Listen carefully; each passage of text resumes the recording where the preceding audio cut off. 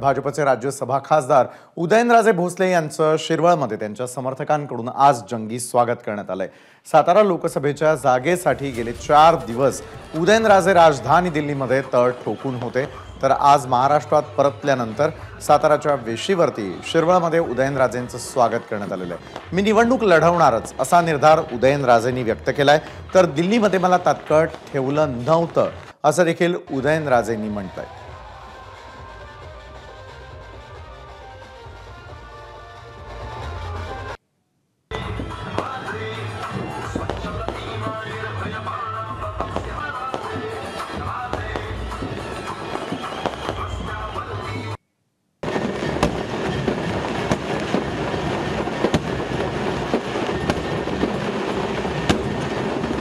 यादी ऑलरेडी मला वाटतं आज काहीतरी ते जाहीर होईल, तो एक ह्याचा प्रक्रियेचा भाग आहे। सगळं निश्चित झालेलं आहे आणि इलेक्शन मी लढवणारच आहे, त्यामुळे विषय नाही। दिल्लीला जावं लागलं आणि नेहमी ज्या बातम्या येत होत्या की ताटकळत ठेवलं, असं काही नाही।